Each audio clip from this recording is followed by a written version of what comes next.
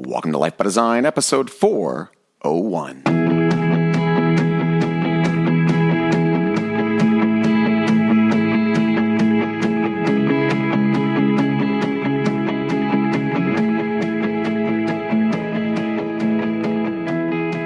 Welcome to Life by Design. I'm your host, Dr. Jamie Richards, and I'm joined today by my pal, Dr. Cratio Judd.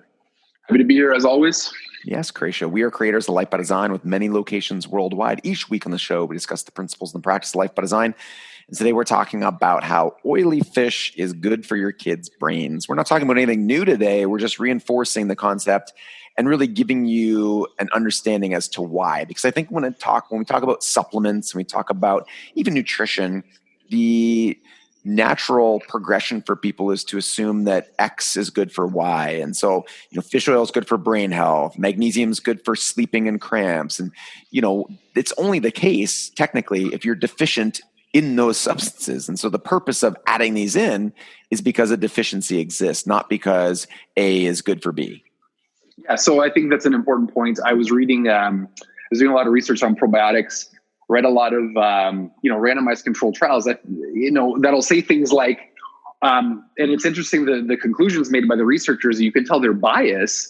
It's, probiotics doesn't treat dysentery. Right. So we don't see the point of taking probiotics. Well, just because it doesn't treat dysentery doesn't mean that there's no point, right? And the issue here is not everything needs to be done to treat a disease or a condition. Correct. What we're advocating is the exact opposite. We don't want to treat your diseases and conditions.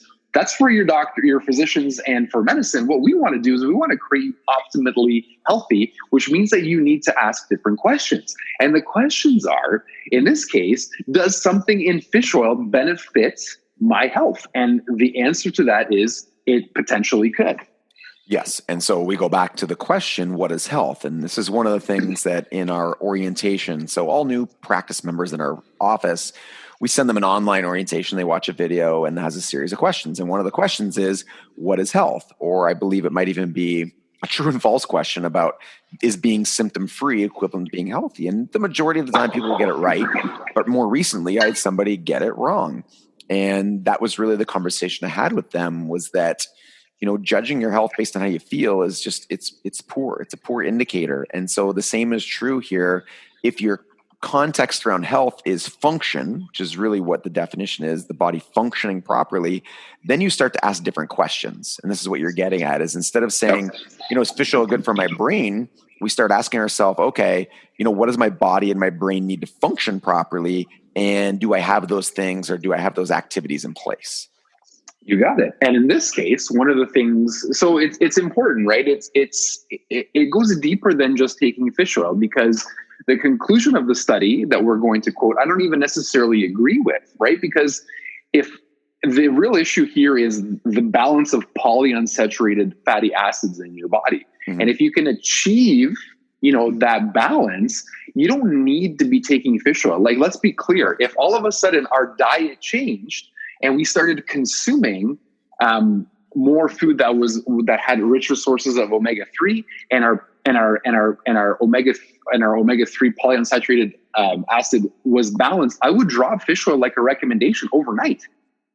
Correct. Yeah. And again, one of the things, even early on when we were giving this recommendation, we used to really mega dose fish oil at the beginning stage, to saturate the body, I guess you would, with omega-3s. And then as time went on and more research came about, realizing that, one of the best ways to balance the 3 to 6 ratio is actually bring down the 6s.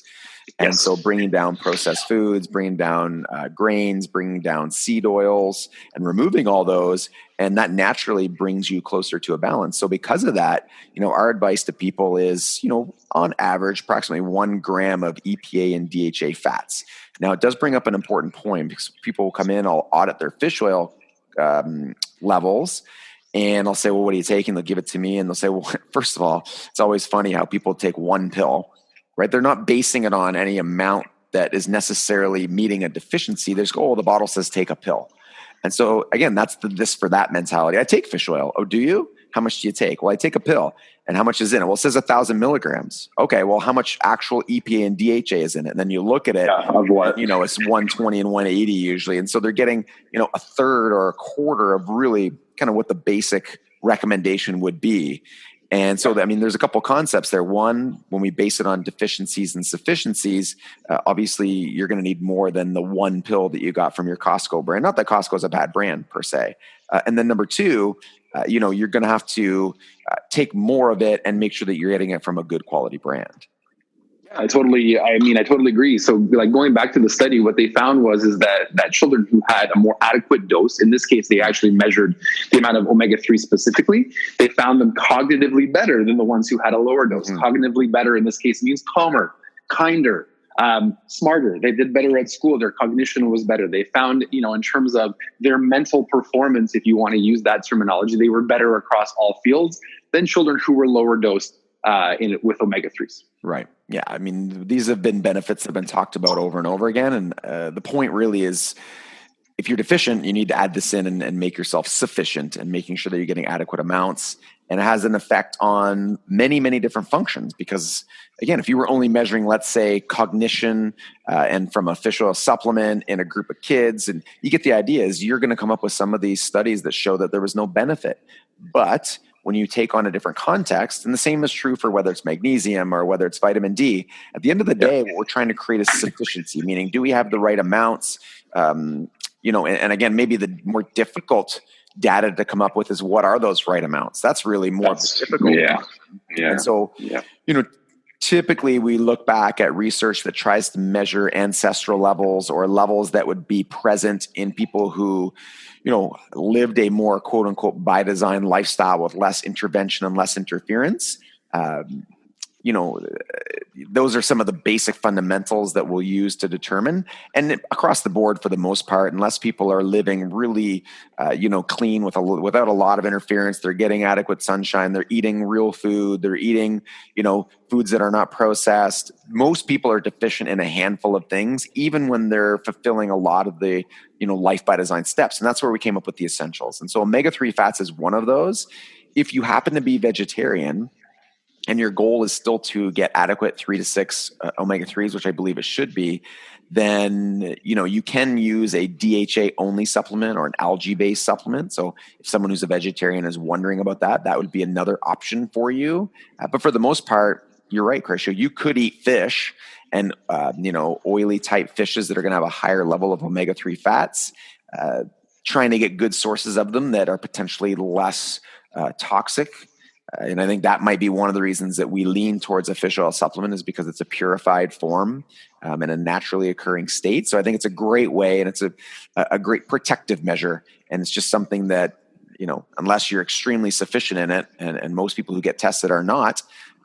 In fact, looking at some of the studies, the ratio between 3 to 6 can range, especially in North Americans, anywhere from, you know, 1 to 3 and 4 to above. Like far above. I think I've actually seen numbers like 1 to 50. And if that's crazy, I'm not sure if that's what's ringing in my mind. I personally got this test done about 4 years ago when I was just over 1 to 1. So, you know, that's in someone who takes fish oil, who tries to do a lot of things right. Even for me, I was still slightly over the 1 to 1 expected or ideal ratio. Yep. I totally agree with that. You know, the other thing to overcome in this case is the negative data and the looks that you're going to get, right? Because, you know, I'm taking my fish oil, and somebody say, you know, the classic line always is, oh, there's no benefit to taking that. And you have to clarify those types of questions. Like, what do you mean by there's no benefit? And the answer will usually come something silly, right? Like, well, that's not gonna prevent you from having a heart attack. Right.